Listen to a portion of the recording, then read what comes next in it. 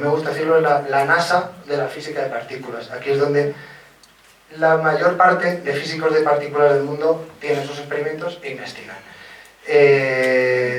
Los países miembros originales del CERN son 20 países europeos, pero hay más de 40 países que actúan como observadores o colaboradores en los experimentos. Entre ellos, uno de los países miembros es España, que es el quinto contribuyente al presupuesto del CERN. Pero, como digo, a día de hoy, principalmente el CERN lo que hace es coordinar los esfuerzos en física de partículas, en física de aceleradores, pero no solo eso, sino también se hace investigación en tecnología, física teórica, física nuclear y muchos proyectos bastante interesantes.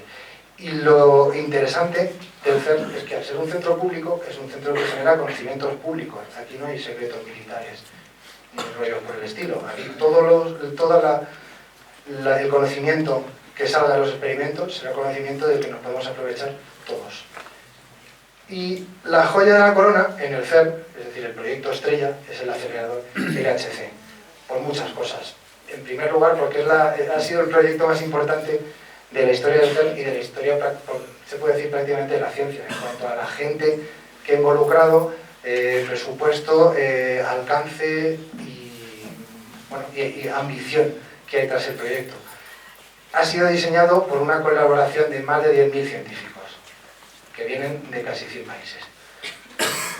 ¿Y para qué? Bueno, como no lo voy a enseñar porque no tengo tiempo, el acelerador se encuentra en un túnel de 27 kilómetros, que es el que se veía ahí arriba. Ese es el túnel en el que está enterrado el acelerador, pero está a 100 metros bajo tierra. Está formado por más de 1.600 tubos como este, que son imanes superconductores por los que circulan las partículas. Superconductores están a esta temperatura, ni más ni menos. ¿Y para qué sirve? Pues, como digo yo, el LHC es una máquina que sirve para hacer arqueología de partículas. Lo que ha estado haciendo hasta hace nada. Coger protones, acelerarlos hasta muy alta energía y hacerlos chocar entre ellos. Y alrededor de esos choques situar experimentos, detectores que son capaces de ver lo que ha pasado. Con esto lo que conseguimos es reproducir estados de la materia que solo estuvieron presentes en momentos muy cercanos al Big Bang. Es decir, reproducir esas partículas de las que os hablaba, que eran inestables, pues ahora podemos reproducirlas en el laboratorio y estudiarlas. Esas y otras muchas que quizá no conocemos porque como son inestables y ya no las vemos en la naturaleza, tenemos que generarlas de forma artificial. Pues eso es lo que hace el LHC. A ver, imaginad que queréis saber cómo funciona un coche, porque es una cosa de nuestro tamaño. La cosa que a uno se le ocurre es decir, pues nada, voy a abrir el coche y voy a desarmar el motor y a ver lo que tiene dentro. El problema es cuando quieres hacer eso con cosas muchísimo más pequeñas que tú. Pero bueno, el concepto es ese. Imaginad que como somos mucho más grandes que el coche, lo que hacemos es coger coches y hacerlos chocar entre ellos. Y estudiar los productos de esas colisiones de coches. ¿Qué es esto? Imagina, cogemos dos autobuses, los hacemos chocar entre sí. Del choque te salen las piezas que forman los autobuses, ¿verdad? Pues los motores, las ruedas, los señores que viajaban dentro, etc. Uno mide para dónde ha salido disparada cada una de estas cosas, mide la velocidad a la que iban, y esto lo repite muchas veces. Y aunque uno está a ciegas, en principio, más o menos, si lo repite muchas veces, se puede hacer una idea de cómo era el autobús originalmente. Pero claro, hay que hacerlo muchas veces. El problema es que esto no lo hacemos con autobuses, no somos tan bestias. Lo hacemos con cosas infinitamente más pequeñas que eso, que son partículas elementales como los electrones o compuestas como los protones. A estos tamaños, el problema es que la física no es física como lo que entendemos de forma macroscópica, es decir, no son objetos como los que estamos acostumbrados. Las partículas no son bolas, son una cosa intermedia entre una onda y una partícula que al chocar generan energía que puede ser usada para generar nuevas partículas. Esto es chino, yo lo sé, esto es chino. Lo que tenéis que quedaros de toda esta historia es que al chocar dos autobuses, no todo lo que salen son piezas de autobús. Te pueden salir cosas mucho más raras. Y cuanto más rápido vayan los autobuses originales, más raras y más pesadas van a ser las cosas que vas a generar. Es decir, uno es capaz de chocar dos autobuses, generar aquí un cúmulo de energía del cual te salgan dos autobuses como los originales. O dos coches que vayan muy rápido, porque claro, los autobuses tenían más masa que los coches, entonces los coches van a salir mucho más rápido. Un coche de bicicleta, o dos aviones que vayan más lentos, porque los protones, es decir, perdón, los autobuses iban más rápido, o cosas que no seas capaz de medir. O ya, incluso en el mejor de los casos, puede generar cosas completamente inesperadas, que además, esas cosas inesperadas, como el marciano este, se desintegran en cosas que son como las habituales. Tú tienes que deducir que ahí había un marciano, de forma, en el principio. Bueno, no son marcianos, ni autobuses, ni aviones. Esto es más o menos la forma en la que se producen las interacciones. Imaginad que dos quarks que pasan uno muy cerca de otro, al colisionar generan una cantidad de energía de la cual se notan dos partículas y otras muchas. Esta es la forma real en la que esto pasa. Algunos números referentes al LHC. Para que os hagáis una idea, las colisiones de protones recrean las condiciones que había en el universo prácticamente justo después del Big Bang, una billonésima de segundo después. La temperatura que hay en el acelerador es de 271 grados bajo cero. Tenemos que tener esta temperatura porque son imanes que mantienen las partículas y las dirigen y las aceleran. Y si no fuese un... en fin, esto es una cuestión técnica, pero para que os hagáis una idea, es más fría esa temperatura que la del espacio exterior. Los protones van a toda leche. O sea, cada protón da 11.000 vueltas por segundo a un túnel de 27 kilómetros. Y en los experimentos se cruzan chocan los haces 40 millones de veces por segundo. Ni más ni menos.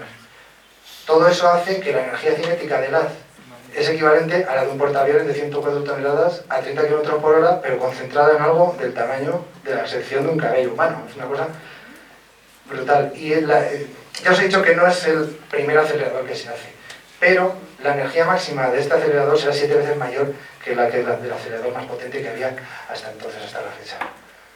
Otra cosa que, con más detalle, porque es donde trabajo yo, es cómo observar las colisiones, es decir, todos estos choques de partículas que se producen en el centro, en determinados puntos del acelerador, cómo observarlas, porque eso ese es el experimento en sí.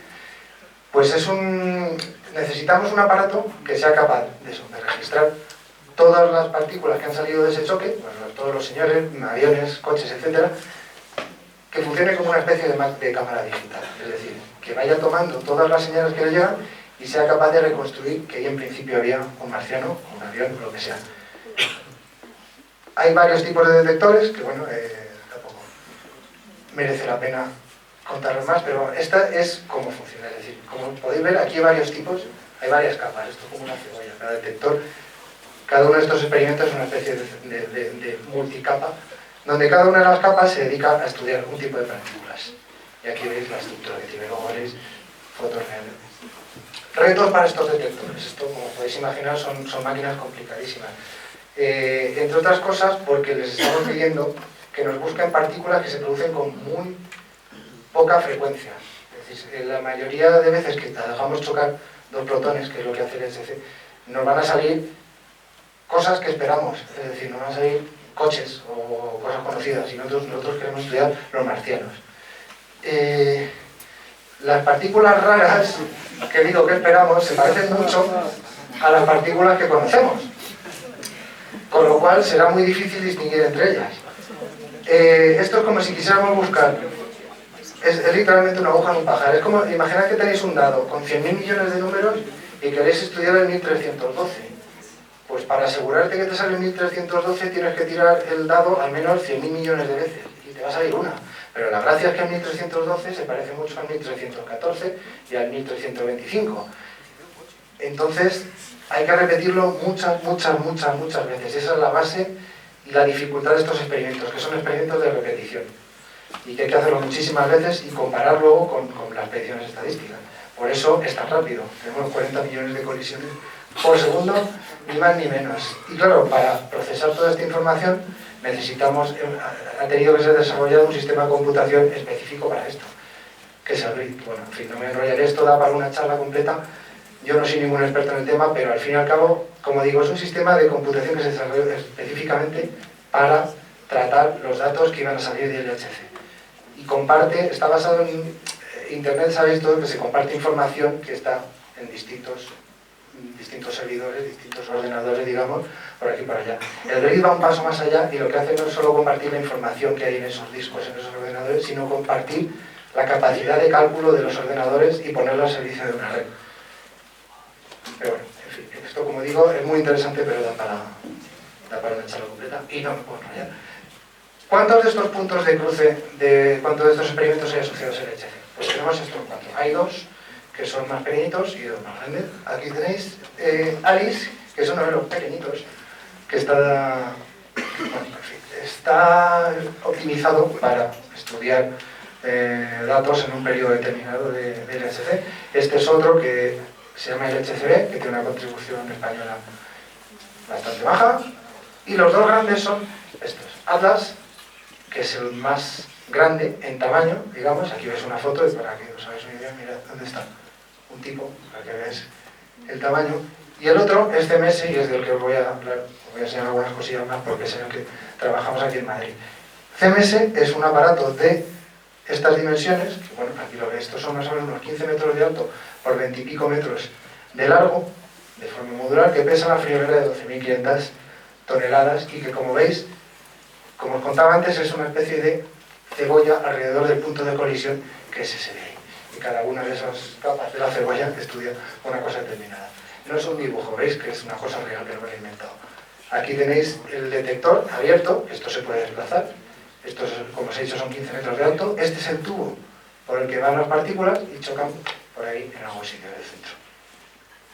Este, veis, es el dibujo que ponía antes y aquí superpuesto sobre la imagen para que veáis cómo cada uno de estos detectores, cada una de estas cajitas, cada uno de estos solenoides son cosas que se emplean para un fin determinado. Os enseño unas fotos de la construcción. Esto se empezó a construir allá por el año 2000.